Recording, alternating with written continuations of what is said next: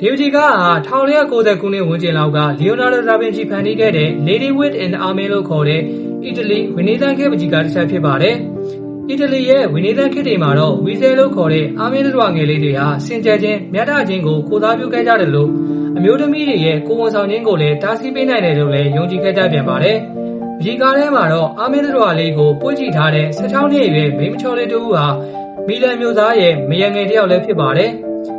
ပုံရိပ်တဲ့အချိန်မှာတကယ်မရှိပဲဖန်တီးခဲ့ရတဲ့အာမင်းတော်ငယ်လေးဟာထိုအမျိုးသမီးရဲ့ကိုဝန်ဆောင်ခြင်းကိုတားဆီးပေးနိုင်မှုအတွက်ရည်ရွယ်ချက်ရှိခဲ့ဟန်တူပါတယ်။ဒီပကြီးကားရဲ့အဓိကထူးခြားချက်ကတော့အီတလီဝိနည်းသန်းခေတ်ရဲ့ပကြီးကားတွေထုံးတဲ့အတိုင်းတော်ငယ်လေးမှာပါနေတဲ့ကြွက်သားအဖုထွတ်တွေပဲဖြစ်ပါတယ်။1800ခုနှစ်ဝန်းကျင်လောက်မှာတော့ဒီပကြီးကားကိုဖိုလစ်မင်းသားတယောက်ကဝယ်ယူစုဆောင်းခဲ့ပါတယ်။1939နာဇီတွေပိုလန်နိုင်ငံကိုကျူးကျော်သိမ်းပိုက်လိုက်ချိန်မှာတော့ပကြီးကားဟာလည်းနာဇီတွေရဲ့လက်ထဲကိုရောက်ရှိလို့သွားခဲ့ပါတယ်။ဒုတိယကမ္ဘာစစ်ပြီးမှာတော့ဒီပကြီးကားဟာပိုလန်နိုင်ငံကိုပြန်လည်ပေးအပ်ခဲ့ပြီးတော့ဒီနေ့အချိန်မှာတော့ပိုလန်နိုင်ငံရဲ့အမျိုးသားယဉ်ကျေးမှုအမွေအနှစ်တရားဖြစ်ထိန်းသိမ်းလုပ်ထားပါတယ်။